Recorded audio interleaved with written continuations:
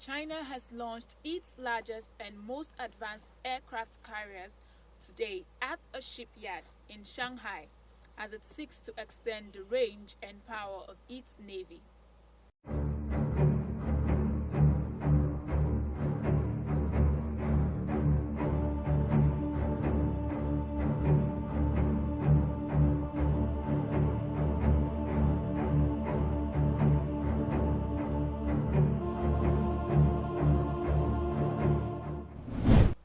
The 80,000-ton Fujian, named for a southern coastal province, is the first of China's 3 carriers to be fully designed and built domestically. Unlike China's Liaoning and Shandong carriers, which use sky jump ramps, Fujian will launch planes using electromagnetic catapults, the technology used on current U.S. carriers.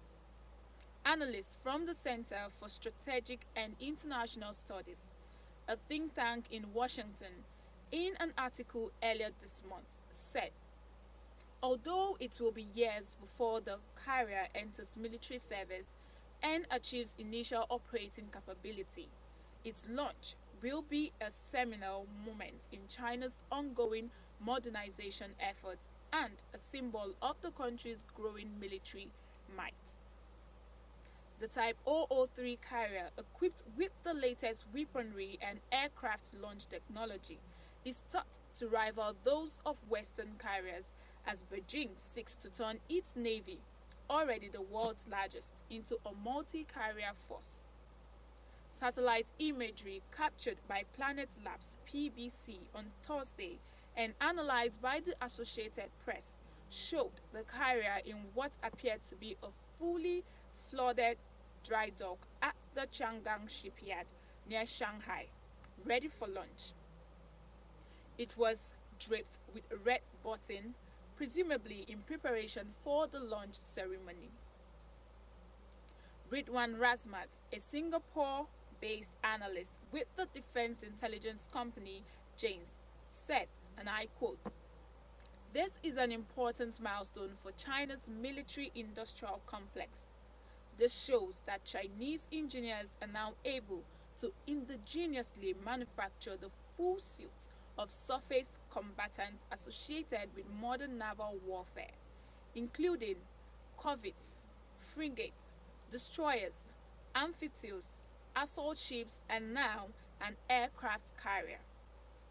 Unlike the Type 003, China's first carrier was a repurposed Soviet ship, and its second was built in China but based upon a Soviet design.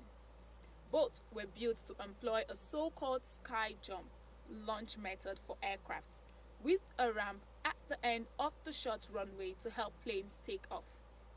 This time around, the aircraft carrier employs a catapult launch, which experts had said appears to be an electromagnetic type system like one originally developed by the U.S. Army.